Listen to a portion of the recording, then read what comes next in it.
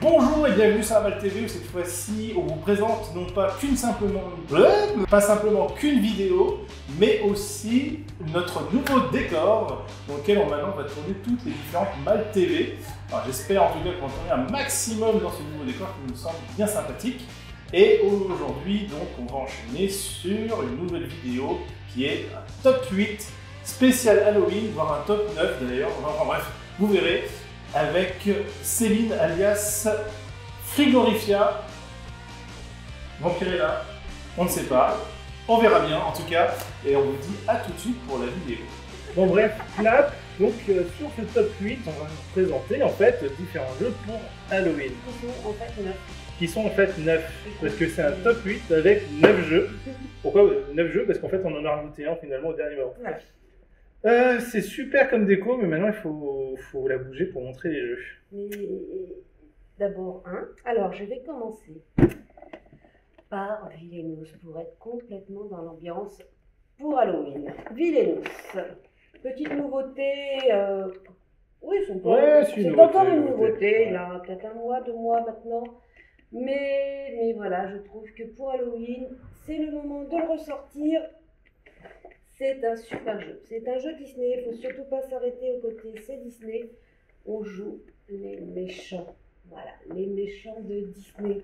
On joue Capitaine Crochet, on joue Ursula, on joue Maléfique, Jafar, le Prince Jean ou la Reine de Cœur. Et on doit faire la mission qui nous incombe pour gagner. Et voilà. Et c'est un très bon jeu. Il suffit de mettre un petit peu de bougie partout, sans foutre le feu, c'est mieux. Ouais, surtout voilà. C'est du papier, du carton. Mettez-vous dans l'ambiance, incarnez le personnage, le méchant de Disney de votre choix, et vous allez voir pour Halloween, c'est super. C'est super. Villainous, franchement, c'est devenu un carton absolu. Bon, moi je vais basculer direct sur un jeu d'ambiance. Allez, jeu d'ambiance, je vais les sous la main. Donc, un classique, Bazar Bizarre. Donc là, il y a le 2.0, vous avez le normal, il y a toutes les versions de Bazar Bizarre qui collent très bien au thème, c'est classique, mais pour ouvrir une soirée, votre soirée Halloween, rien de mieux que ce petit jeu. Les enfants adorent. À partir de 6 ans, de 2 à 8 joueurs pour rappeler un peu rapidement. Et pour rappeler très rapidement les règles, n'oubliez pas, c'est un jeu de rapidité. En fait, il faut récupérer des objets qui sont au milieu de la table. En fait, il y a une carte qui va être tirée, qui va te dire quel objet attraper ou ne pas attraper. En fonction de l'illustration de la carte. Et pour jouer avec les enfants, pour corser un petit peu, on peut jouer aussi et mettre en jeu, voilà, un petit peu comme au poker, des bonbons. Voilà, les bonbons d'Halloween. Ah oui, comme ça. Ils sont un bonbon à chaque fois qu'on a la bonne. J'attrape un bon bec, et puis à la fin, ils ont le cholestérol et des caries surtout avant tout. Donc on passe à la suivante. Je continue, allez. Parce que là, c'est pareil, si on ne le sort pas Halloween, vraiment, on ne le sort jamais. La Petite Mort, c'est le jeu de David Mourier. C'est la petite mort, déjà rien que la boîte met dans l'ambiance. Voilà, le petit cercueil. C'est excellent, très très très drôle à jouer avec vos amis le soir d'Halloween. Pareil, vous vous déguisez en faucheuse, en vampire, en tout ce que vous voulez.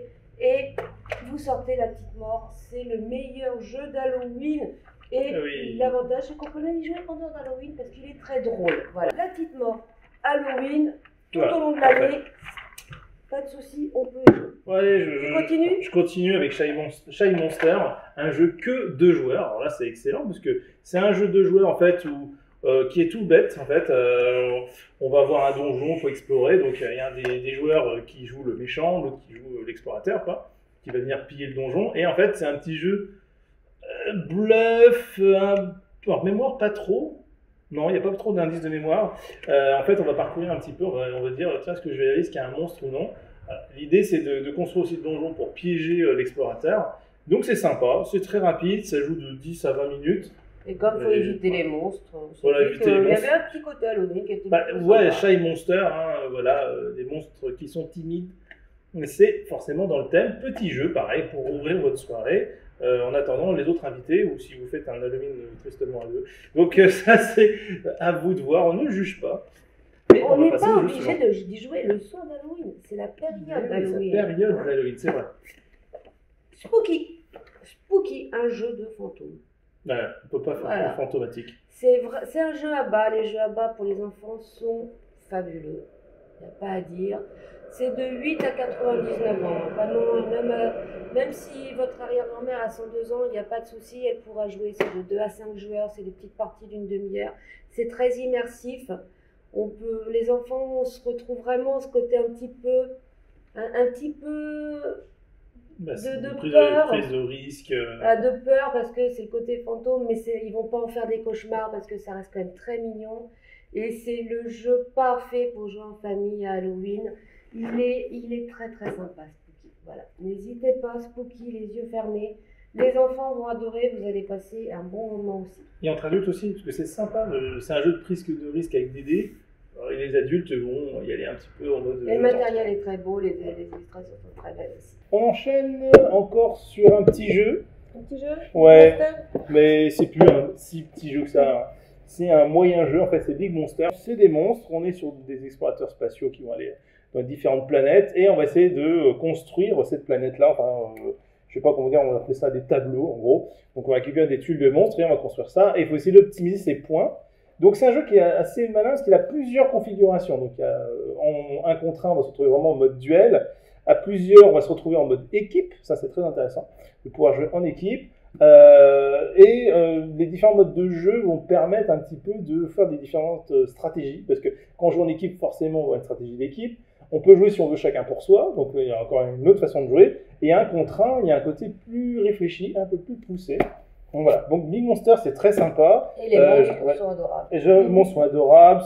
C'est très sympa, ça se prend très vite en main, on fait vite des parties et ça se joue jusqu'à 6 joueurs, ce qui est assez agréable pour ce type de jeu. Sachant que je ne vais pas trop le développer parce que j'en ai déjà parlé dans d'autres vidéos, donc je vous invite bien sûr à aller voir. Voilà, donc Big Monster, c'est un de mes jeux encore une fois, favoris. c'est le moment de le ressortir. Pareil, celui-ci, si on ne le sort pas à Halloween, c'est vraiment dommage. Nyctophobia, alors là pour le coup, c'est un jeu très original. Très immersif parce que pour jouer, il faut avoir des lunettes occultantes qui sont dans la boîte, je vous rassure. Et en fait, seulement un joueur voit, les autres ne voient rien et doivent s'échapper du plateau juste au toucher. Le joueur qui voit, c'est le fou, le psychopathe. Le psychopathe, le meurtrier, ce qu'on veut, le slasher. Ceux qui ont les lunettes sont les proies. Voilà, c'est les victimes, ce sont ces proies. Il leur a laissé un petit moment pour s'échapper, mais elles ne voient rien, donc elles doivent s'échapper de la forêt. Et lui, il peut essayer de bluffer pour leur dire « Ah non, t'es sûr que tu veux aller par là? Réfléchis bien. » C'est clairement le film d'horreur, voilà. C'est très immersif, on est dans un film d'horreur. Puis avec les lunettes occultantes, on voit rien et c'est toujours hyper perturbant. Voilà, c'est très perturbant, c'est déstabilisant au début. C'est vraiment typiquement le jeu qu'on joue à Halloween avec une petite ambiance. Voilà, c'est fabuleux. J'adore ce jeu, le fait que ce soit complètement immersif, le fait qu'on ne voie pas, tout ça. Je vous dis, c'est vraiment déstabilisant, c'est très très perturbant au début, mais c'est hyper addictif. Voilà, j'adore Nyctophobia, c'est très noir, hein, c'est très... Ah oui, voilà. Le thème, voilà, c'est du 3 à 5 joueurs. Il y a 2 types de slashers, hein. Il y a le gars basique qui va venir à un coup de machette et il y a un magicien. C'est un petit peu original et tout ça, c'est un super jeu. Ça mériterait de faire une vidéo de jeu, juste de Nyctophobia. Horror Arkham, donc là c'est pas si récent que ça, mais en fait ça c'est la réédition. Voilà, c'est un classique maintenant, c'est clair qu'on peut dire que c'est un classique. Donc c'est pareil, on ne peut pas parler d'Halloween sans parler d'Horror Arkham. Donc c'est la 3e édition. Je précise, déjà dans le nom du jeu Horror Arkham, voilà. C'est du Lovecraft. On ne peut pas se tromper.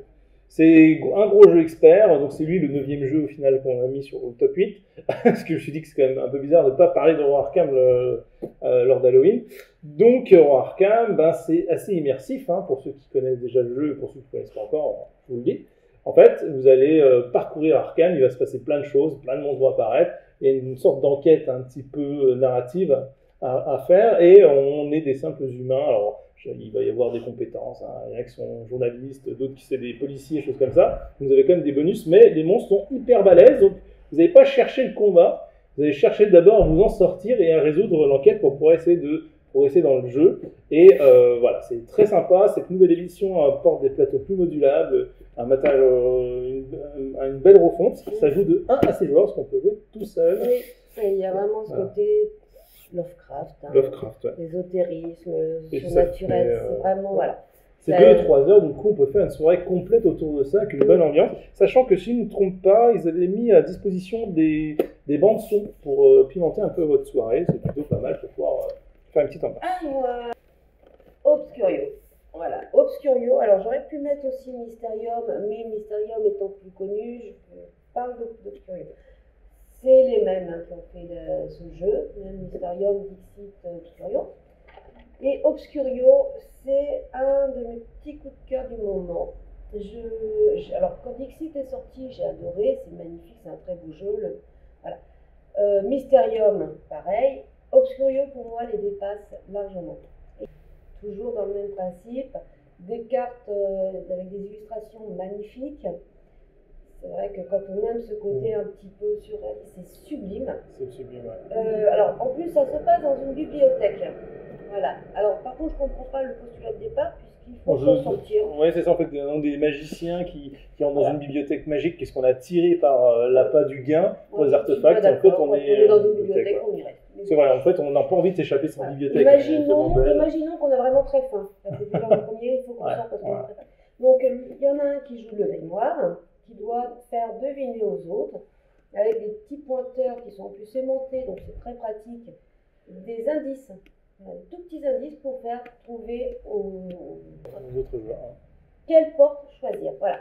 Et tout l'intérêt, parce qu'effectivement, dit comme ça ressemble beaucoup quand même à l'extérieur. C'est leur dit, c'est un Mission Dixit bis. Qu'est-ce qu'il y a en plus? Mais non, il y a un traître parmi nous. Voilà, c'est ça la grosse différence. Beaucoup. Il y a des pièges aussi qui rajoutent de la difficulté. Enfin voilà, l'ambiance est magnifique. Le matériel est très beau. Et c'est pareil, ça, pour Halloween, une petite soirée entre amis, on tamise un peu la lumière. Pas trop parce qu'il faut pas voir les cartes. Surtout qu'il y a déjà des difficultés, il y a déjà des pièges qui tamisent les cartes. C'est ça. Alors on va faire gaffe. Mais voilà, au niveau de l'ambiance, pour faire un Halloween un petit peu plus calme, un petit peu plus posé, il est parfait ce jeu, j'aime beaucoup. Si vous voulez voir l'unboxing, on l'a mis sur notre chaîne YouTube, n'hésitez pas à regarder, on voit le matériel, j'explique légèrement les règles. Mais franchement, c'est vraiment un bon coup de cœur, je trouve qu'il dépasse pas mal Mysterium pour l'instant.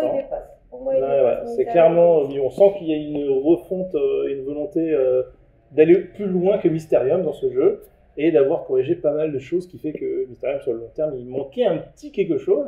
Obscurio, pour l'instant, on l'apporte, on verra s'il y a des extensions ou des possibilités de jeu. Ça serait super, très vraiment, sympa. Ça serait super qu'il y ait des extensions d'Obscurio. Si jamais vous passez par ici, n'hésitez pas. Nous, on l'attend, vraiment. On attend les extensions. C'est ça, monsieur. C'est vrai qu'en plus, c'est vendu comme des petits pains. Donc, c'est le jeu, on sait qu'il m'a bon retour. Voilà. Donc, sur ce, on vous dit donc à bientôt pour d'autres vidéos. Merci d'avoir regardé ce top. N'oubliez pas de vous abonner si vous ne l'avez pas déjà fait, d'activer les cloches de notification pour voir toutes les vidéos, parce qu'en fait, on a tendance à produire de plus en plus de vidéos, surtout que ce décor-là qui motive encore plus que le précédent. Donc, on a fait une petite pause là, le temps de l'emménagement. Ça revient. Quoi qu'on a enchaîné 3 vidéos là sur la chaîne en l'espace d'une journée de 2-3 jours. Donc voilà, bon, c'était de unboxing, donc ça va toujours assez vite. Donc on vous dit à bientôt. À bientôt.